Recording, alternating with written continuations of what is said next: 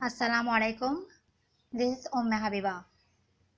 Welcome to our today's Bangladesh economy class. Today I'll take a class on chapter 8 Environment and Development. What is environment movement? An environmental movement can be defined as a social or political movement for the conservation of environment or for the improvement of the state of the environment.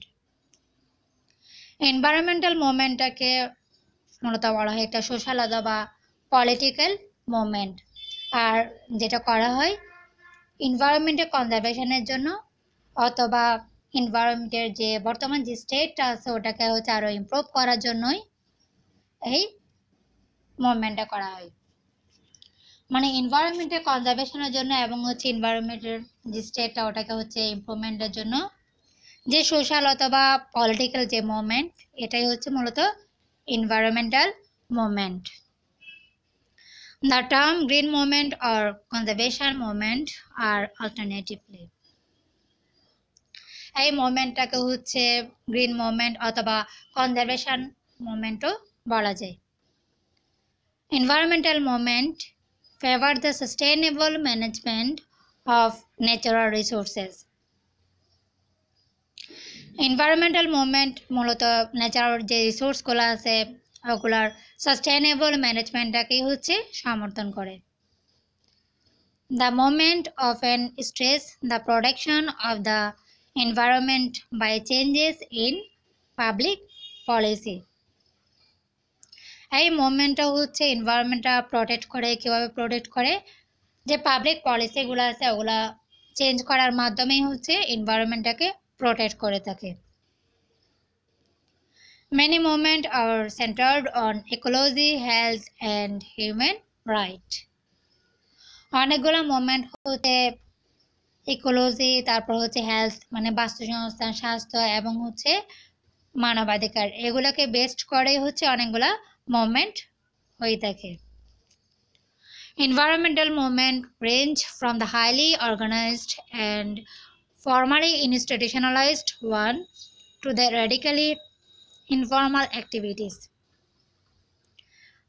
Highly organized যে অ্যাক্টিভিটিসগুলো আছে এবং হচ্ছে formally institutionalised যে formal অ্যাক্টিভিটিসগুলো আছে এবং যে informal activities সবগুলাই হচ্ছে মূলত এনভায়রনমেন্টাল মুভমেন্টের আন্ডারে, এই ব্রাঞ্চের মধ্যেই এই সমস্ত অ্যাক্টিভিটিসগুলো। The spatial scope of various environmental movement ranges from being local to national to global. এই মুভমেন্টের রেঞ্জের মধ্যে হচ্ছে স্থানীয় পর্যায় থেকে শুরু করে জাতীয় পর্যায়ে এবং গ্লোবাল পর্যায় পর্যন্ত পুরোটাই মুভমেন্ট এই এনভায়রনমেন্টাল মুভমেন্টের রেঞ্জের মধ্যে। মানে হচ্ছে লোকাল পর্যায়ে, তারপর হচ্ছে ন্যাশনাল পর্যায়ে এবং গ্লোবাল পর্যায়ে সব যে সব বেসে হচ্ছে যে এই মুভমেন্টগুলো হয়ে থাকবে সবগুলাই হচ্ছে এনভায়রনমেন্টাল মুভমেন্টের আন্ডারে। Then types of environmental movement. Environmental movement হচ্ছে বিভিন্ন বেসে এটাকে কয়েকটা ভাগে ভাগ করা যায়। First one forest based. যে ফরেস্টের এখন যে ডিস্ট্রাকশনটা হচ্ছে ওটাকে হচ্ছে প্রিজার্ভ করার জন্য, ফরেস্টগুলো হচ্ছে প্রিজার্ভ করার জন্য যেই মুভমেন্টটা ওটা হচ্ছে মূলত ফরেস্ট বেসড এনভায়রনমেন্টাল মুভমেন্ট। দেন ল্যান্ড ডিগ্রেডেশন বেসড। এই যে বর্তমানে যে পপুলেশন গ্রোথ হচ্ছে, পপুলেশন গ্রোথের কারণে যে ল্যান্ডের উপর যে এফেক্টটা পড়তেছে, এই ল্যান্ডটাকে হচ্ছে ক্ষয় থেকে রক্ষা করার জন্য, মানে ভূমি ক্ষয় থেকে হচ্ছে ল্যান্ডগুলোকে প্রিজার্ভ করার জন্য যে মুভমেন্টটা ওটা হচ্ছে land degradation based movement. Then water issues and dams. যে এখন সেফ ওয়াটারটা হচ্ছে ইনশিওর করার জন্য বিভিন্ন ধরনের প্রজেক্ট, বিভিন্ন ধরনের প্রোগ্রাম করা হয়। এগুলো হচ্ছে কি এনভায়রনমেন্টাল মুভমেন্টের ওয়াটার ইস্যুস অ্যান্ড ড্যামস এই মুভমেন্টের আন্ডারে। Then pollution issues. এই যে আদার বিভিন্ন যে পলিউশনগুলো আছে যেমন এয়ার পলিউশন, দেন হচ্ছে নয়েজ পলিউশন, সয়েল পলিউশন, এই যে আদার যে পলিউশনগুলো এই সবগুলা হচ্ছে পলিউশন ইস্যুস এই মুভমেন্টের আন্ডারে। Then, what is the clean development mechanism? The clean development mechanism allows emission reduction projects in developing countries to earn certified emission reduction credit. It's equivalent to 1 ton of carbon dioxide. Clean development mechanism মূলত allow করা হচ্ছে developing কান্ট্রিজের যে emission reduction যে প্রজেক্টগুলো আছে ওগুলা certified emission reduction ক্রেডিটটা earn করার জন্যই এই যে প্রজেক্টগুলোকে অ্যালাউ করে থাকে। আর এর জন্য হচ্ছে এই ক্রেডিট অর্জন করার জন্য এগুলাকে 1 টন অফ কার্বন ডাইঅক্সাইডের ইকুইভ্যালেন্ট হতে হবে প্রজেক্টগুলো। These CERs can be traded and sold and used by the industrialized countries to meet a part of their emission reduction target under the Kyoto Protocol. এই যে certified emission reduction ক্রেডিটটাকে হচ্ছে trade করা যায় এবং হচ্ছে এটাকে সোল্ড করা যায়। আর ইন্ডাস্ট্রিয়ালাইজড কান্ট্রিগুলাই মূলত এই সার্টিফাইডটাকে হচ্ছে কি করে থাকে, ইউজ করে থাকে। কেন করে? এই যে কিয়োটো প্রটোকলের আন্ডারে তাদের যে এমিশন রিডাকশন যে টার্গেটটা আছে ওটার কিছু অংশ হচ্ছে মিট করার জন্যই তারা এই সার্টিফিকেটটাকে কি করে থাকে, ইউজ করে থাকে। Then the mechanism stimulates sustainable development and emission reduction while giving industrialized countries some flexibility in how they meet their emission reduction limitation target. এই মেকানিজমটা মূলত সাস্টেইনেবল ডেভেলপমেন্টটাকে স্টিমুলেট করে থাকে এবং হচ্ছে এমিশন রিডাকশনটাকে স্টিমুলেট করে। আর এই ক্ষেত্রে ইন্ডাস্ট্রিয়ালাইজড কান্ট্রিগুলা কীভাবে তাদের এমিশন রিডাকশন যে টার্গেটটা ওটা কীভাবে ফুলফিল করবে, কীভাবে মিট করবে, এক্ষেত্রে ইন্ডাস্ট্রিয়ালাইজড কান্ট্রিগুলো কিছুটা ফ্লেক্সিবিলিটি পেয়ে থাকে ডেভেলপিং কান্ট্রির তুলনায়। The clean development mechanism is the main source of income for the UNFCCC Adoption Fund, which was established to finance adoption projects and programs in developing countries parties to the Kyoto Protocol that are particularly vulnerable to the adverse effect of climate change. The Adoption Fund is financed by 2% levy on CER issued by CDM. এই যে ইউএনএফসিসি adoption fund যেটা আছে তাদের ইনকামের হচ্ছে main source হচ্ছে মূলত clean development mechanism. আর যেটা হচ্ছে এস্টাবলিশ করা হয় এই যে প্রজেক্টগুলো হাতে নেওয়া হয়েছে ওগুলা হচ্ছে কি ফাইন্যান্স করার জন্য এবং হচ্ছে ডেভেলপিং কান্ট্রিতে যে প্রোগ্রামগুলো নেওয়া হয়েছে ওগুলার ফাইন্যান্স করার জন্যই এই মেকানিজমটা হচ্ছে এস্টাবলিশ করা হয়। আর যেটা হচ্ছে কিয়োটো প্রটোকলের আন্ডার হচ্ছে ডেভেলপিং কান্ট্রিগুলার প্রজেক্টগুলোকে এটা ফাইন্যান্স করে থাকে। দেন হচ্ছে এই যে অ্যাডাপশন ফান্ডটা আছে অ্যাডাপশন ফান্ডের ফাইন্যান্সটা হচ্ছে করা হয় সিআর এর উপর 2% ট্যাক্স এটা আরোপ করার মাধ্যমে অ্যাডাপশন ফান্ডের ফাইন্যান্সিংটা করা হয়ে থাকে এবং যেটা হয়ে থাকে কিসের মাধ্যমে, ক্লিন ডেভেলপমেন্ট মেকানিজমের মাধ্যমে সিআর এর উপর 2% কর আরোপ করার মাধ্যমে তারা ফাইন্যান্সটা করে থাকে।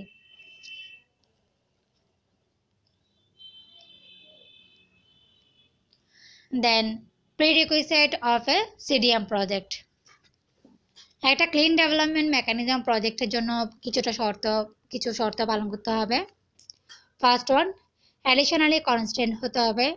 দেন to be hosted by a non-annex one country like India, which meets some basic constraints. Adhere to UNFCCC convention and establish a designated national authority. এই যে তাদের এই যে প্রজেক্টগুলো হোস্ট করতে হবে নন অ্যানেক্স যে কান্ট্রিগুলো আছে ইন্ডিয়ার মতো ওগুলা দ্বারা কি প্রজেক্টগুলো হোস্ট করতে হবে এবং এগুলা কিছু বেসিক কনস্ট্যান্ট আছে এগুলো মিট করতে হবে।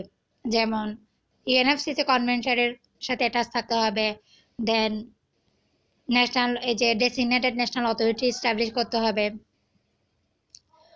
দেন co-development by host country and annex 1 country, host country এবং হচ্ছে অ্যানেক্স 1 কান্ট্রি দুজনের এই যে দুইটা কান্ট্রির কোঅপারেশনের মাধ্যমে প্রজেক্টগুলোকে ডেভেলপ করতে হবে।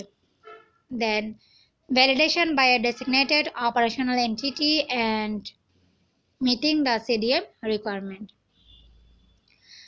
যে ডেসিগনেটেড যে অপারেশনাল এন্টিটি আছে ওটা দ্বারা ভ্যালিডেট হতে হবে প্রজেক্টগুলোকে এবং সিডিএম যে রিকোয়ারমেন্টগুলো আছে ওগুলো ফুলফিল করতে হবে।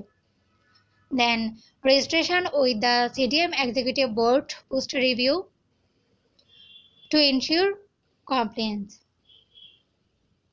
এই যে কমপ্লিয়েন্সটা হচ্ছে ইনশিওর করার জন্য বা তাদের বাধ্যবাধকতাটা নিশ্চিত করার জন্য নিশ্চিত করতে এই যে সিডিএম এক্সিকিউটিভ বোর্ডের রিভিউ করার পরে হচ্ছে সিডিএম এক্সিকিউটিভ বোর্ডের আন্ডারে তাদেরকে অবশ্যই রেজিস্ট্রেশন করতে হবে।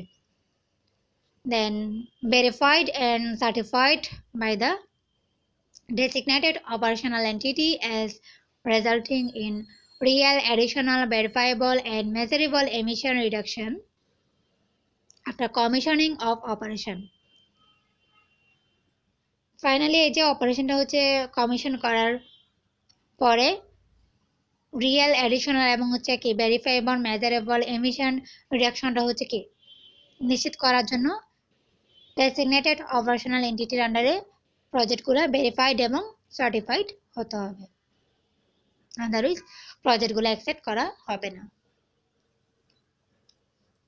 দেন baseline of a CDM project, before starting a CDM project a project baseline has to be established. CDM প্রজেক্টগুলো স্টার্ট করার আগে তাদের একটা প্রজেক্ট বেসলাইন রেডি করতে হবে।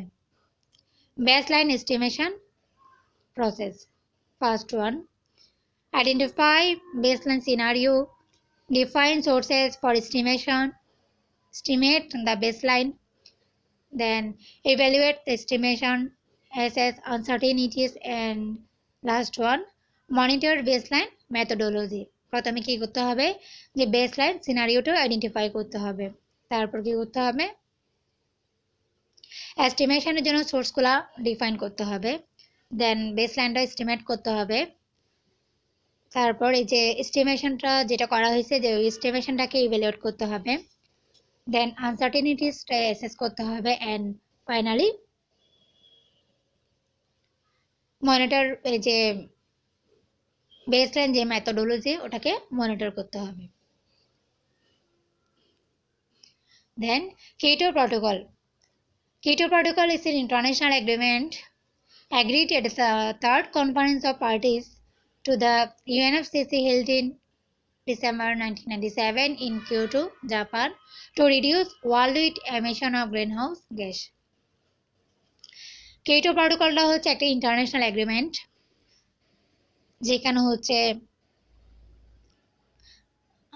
যেটা হচ্ছে জাপানের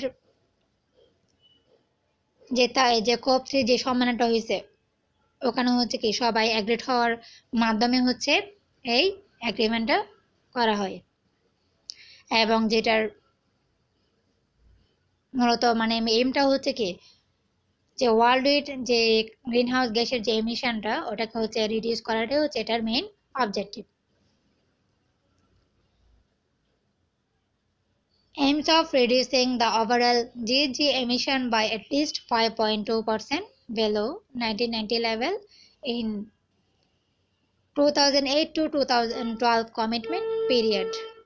এটার এই প্রটোকলের এম হচ্ছে গ্রিন হাউস গ্যাস যেগুলো আছে ওটার এমিশনটা হচ্ছে কি ওভারঅল যে এমিশন ওটাকে হচ্ছে রিডিউস করা কমপক্ষে হচ্ছে কি 5.2% ভ্যালুতে নিয়ে আসা, এটা হচ্ছে কি এটার এম। আর এটা কমিটমেন্ট পিরিয়ডটা হচ্ছে 2008 থেকে 2012 এই সময়ের মধ্যে এটা করতে হবে।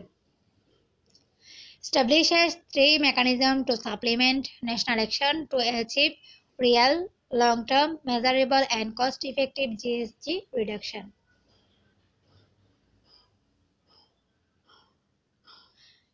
এই প্রটোকল কি করে যে তিনটা মেকানিজম কি করে এটা এস্টাবলিশ করে যাতে যে ন্যাশনাল যে অ্যাকশনগুলো আছে ওগুলো হচ্ছে কি ওগুলো যাতে রিয়েল লং টার্ম মেজারেবল এবং হচ্ছে কস্ট ইফেক্টিভ হয়ে থাকে। এই যে গ্রিন হাউস গ্যাসটা রিডাকশন করার জন্য যে অ্যাকশনগুলো নেওয়া হয়েছে ওগুলো যাতে ফুলফিল করা যায় তার জন্য হচ্ছে কি 3টা মেকানিজম এই প্রটোকল এস্টাবলিশ করে। First one clean development mechanism, then joint implementation, then international emission trading. এই 3টা মেকানিজম এই প্রটোকলের আন্ডারে এস্টাবলিশ করা হয়। Then Kyoto protocol history. In 1992 Rio Conference, 154 states signed the UNFCCC, UN Framework Convention on Climate Change. 1992 যে কনফারেন্সটা হয় এখানে হচ্ছে কি 154টি স্টেট ওখানে সাইন করে UN framework convention on climate change. এই এগ্রিমেন্টে 154টি স্টেট সাইন করে। In 1994, UNFCCC entered into force on 21 March 1994. 1994 এর 21শে মার্চ ইউএনএফসিসি হচ্ছে এই প্রটোকলটার হচ্ছে কার্যক্রমগুলো জোরালোভাবে শুরু করে।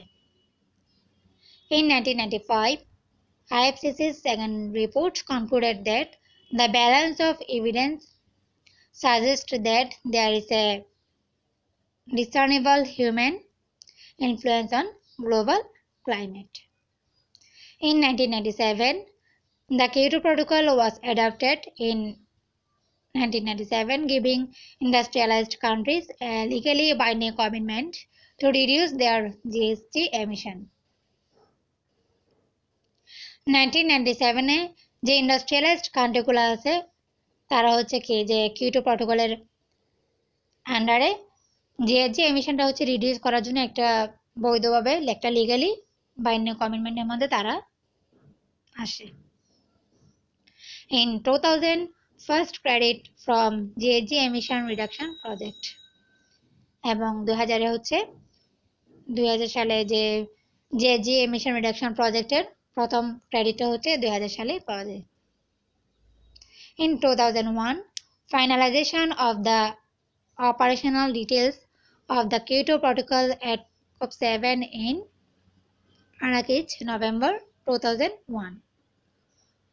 2001 এর COP7 সম্মেলনের মধ্যে যে কিয়োটো প্রটোকলের যে অপারেশনাল ডিটেইলসগুলো আছে ওগুলাকে ফাইনালাইজ করা হয়।